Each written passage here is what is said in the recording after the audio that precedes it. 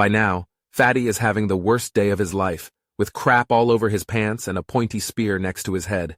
At that moment, a girl strolls by, steps on his head, and demands to know if this stupid pig really dared to skim profit from the immortal Count's home planet. Count Rofen calmly confirms it.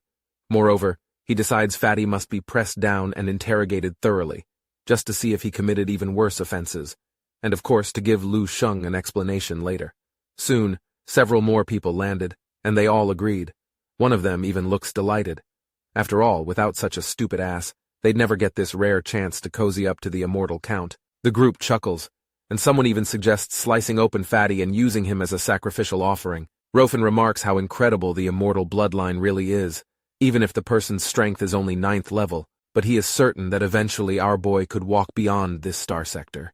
Maybe even further. The girl nods, asserting that Rofen is right. Furthermore, she believes Lu Sheng will eventually become a duke, or even a king, but she points out how it's a shame he's no longer with their white mist sector, so their frustration falls back on Fatty, and she stomped on him a few times. Rofen let out a sigh, then observed that having the senator arrange connections to the immortal Count is already a stroke of great fortune. Meanwhile, Fatty doesn't dare let out a single breath. Hearing their chatter, he breaks into a cold sweat. He can't believe he really scraped profits from the immortal Count's home planet. To him, it feels like hitting a 1 in a billion disaster jackpot. The problem is, instead of wealth, it's his life on the line. He regrets everything.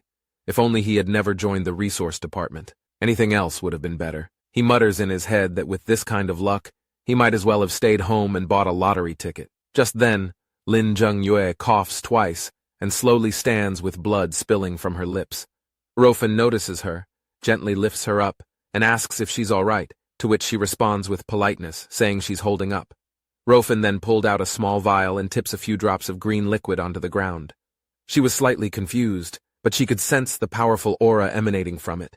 As the liquid touches the dried-up ground, the land instantly sprouts with lush grass and flowers. She stares in disbelief, wondering how just a few drops can revive the entire landscape. Just then, she feels warmth surging back at her, and her injuries heal almost like the earth's vitality is flooding through her. Rofen explains that none of his medicines are below 11th level, adding that although the potion could heal injuries, she's too weak, so it would need to be diluted 100 million times.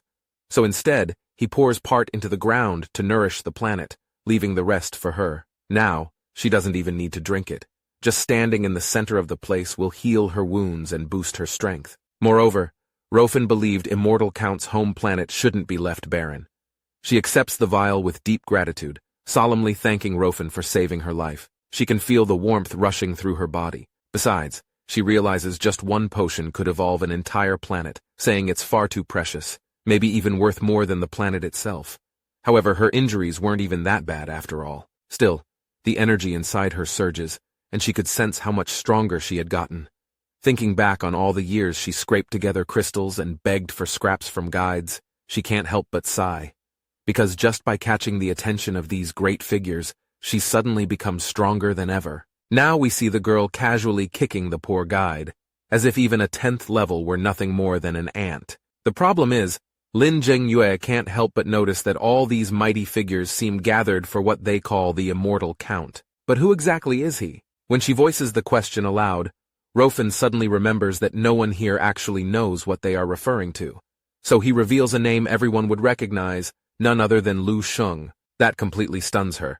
But Rofen goes on, declaring that yes, it's that same person whom they called God of Military.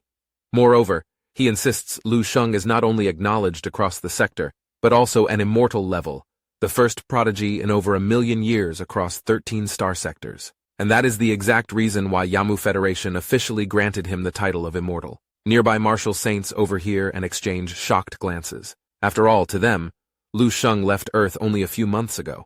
How could he already have risen to the very top of the universe so quickly? Meanwhile, Lin Zhengyue remembers Snowy casually mentioning her hubby seemed to be doing okay. She shakes her head with a helpless smile, finally realizing what okay actually means. At the same time, we find our boy on a spaceship headed toward Earth. Inside, he trains relentlessly in the dream realm. Then, with a burst of energy, he strikes forward. One punch shatters the void itself, leaving behind a massive hole of nothingness. He realized that the inheritance he got from the dream realm this time seemed to be much stronger than what he got from last time, even though they were at the same level. He observes that it must be the wheel, because ever since then, he felt power was pouring through him. Looking out, he can sense Earth clearly even from several light years away. He notes how his perception has improved, and how, after gaining his teacher's inheritance and pushing his training further, most of his techniques have already reached the peak of the fifth realm. Time slips by. Though the chief executor promised to take care of his problems, Lu Sheng still decides to call Snowy just to make sure. The call connects, and she is happy to hear her hubby is finally coming home and reassures him everything has been resolved, though, she admits, with a little too much noise. She didn't really know how to explain it, and tells him he would understand once he came back, which only made Lu Sheng more curious. How big could this noise really be? Soon, his ship nears Earth, only for him to freeze. To his surprise, countless ships are swarming around the planet. He can't help but wonder just how many people had the senator and chief executor rally for him. Then, a voice connects, asking if he is the immortal count. Lu Sheng, completely oblivious that he's been officially titled, simply replies that he is Lu Sheng. Instantly, the ships began clearing a wide passage, welcoming him home. As expected, the sheer spectacle makes our boy a bit stressed out because, apparently, he now owes a massive favor. When Lu Sheng finally lands, countless people are already waiting.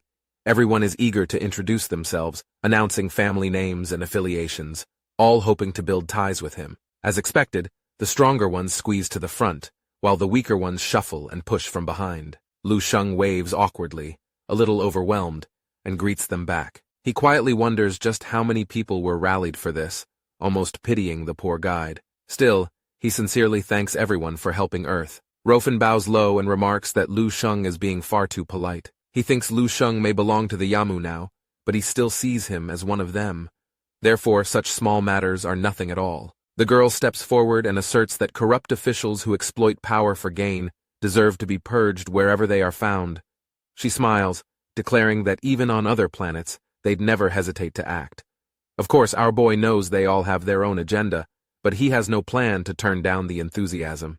Instead, he invites them all to stay a while longer so he can properly express his gratitude. Rofen immediately accepts, noting that the genetic optimization serum he ordered will take time to deliver anyway. Lu Sheng, puzzled, admits he doesn't even know what that is. The girl explains it's a collective gift from them, because one day, Lu Sheng will surely gain a territory, and people on Earth can serve as its first residents. But their strength is too low for now, so this serum will raise even ordinary humans' potential to 7th level. At that moment, the martial saints behind are floored. They already saw Rofen casually use a 12th rank potion earlier, and now this? But either way, Earth is about to transform beyond recognition. They whisper that perhaps they too might benefit. Meanwhile, Lu Sheng quietly marvels. If every normal person could reach Grand Master, then maybe this is what it truly means to step into a higher level civilization. This also meant his family will live longer, safer lives, and realize his plan to slowly strengthen Earth has just been catapulted forward in one leap. As if that weren't enough, one wealthy noble suddenly announces he'll prepare 1,000 massive starships to transport Earth's people to his future territory. Our boy, wide-eyed, gratefully smiles. After all, such ships are beyond common purchase, and gifting 1,000 at once is staggering. Immediately, other nobles can't sit still. One declares he'll provide 10 squads of elite guards. Another promises 1,000,000 battle suits. The crowd erupts again, everyone competing to shower gifts on him. Lu Sheng chuckles politely, though inside he's a little embarrassed. Still, he thinks to himself, why not? Let them give. If people on Earth can all reach 9th level someday, he will finally have peace of mind. Favors can always be repaid later, but he can't stay here forever. Watching Lu Sheng bask in admiration, Tan Zhongyu was undoubtedly the most sentimental one. Lin Zhengyue sidles up, teasingly asks if he's doing okay. When he nods, she snarks that he shouldn't have challenged Lu Sheng to begin with, then tells him he should see it as an honor. But either way, perhaps thanks to Lu Sheng, they're all gonna be rising with the tide. Days pass, and our boy visits home, then heads back to the sea. Right above him, spaceships still crisscross the sky, delivering resources non-stop. Even though Rofen and the others have left, countless more arrivals continue pouring in. Thankfully, Lin Zhengyue and the others handle the reception, or else Lu Sheng's head would surely explode. Complaining half-jokingly, he earns only laughter from Snowy, who insists it's all just proof of how popular he is. He let out a sigh and remarked that politics and favors work the same way in the universe as on Earth. Then, lifting her face, he warns her, once he dives inside, if anything strange happens, she must leave at once. Before she can argue, he silences her with a fierce kiss. Our boy knows his stuff, and she finally relents. The two then hugged. And in true old Lu Sheng fashion, rather than linger with his beauty, he dives straight into the ocean. Even with everything happening lately, Earth is doomed to be destroyed in 8 years. The good news is that Lu Sheng can now evacuate everyone, but he's yet to know what exactly will cause Earth's annihilation. Deep down, he suspects it all goes back to that thing he encountered years ago while recovering in the deep sea. So he dives again. The deeper he goes, the thicker the swarm of beasts becomes, but he slices through them like vegetables, never slowing down. At that moment, the mutated cell on his hand suddenly opens an eye. He nearly forgot the little creature even existed, yet clearly it has a special sense for whatever lies below, and that means he's getting closer. He accelerates, reaching the same location as before. As expected, the mutated cell grows restless, twitching as if it wants to break free. But strangely, he still can't detect anything unusual. But when he spreads out his psychic energy out of nowhere, a laugh echoes nearby. A pair of eyes snaps open in the darkness, locking onto him. A voice declares it has finally found him again. Before our boy could even react, a massive hand was reaching straight for him.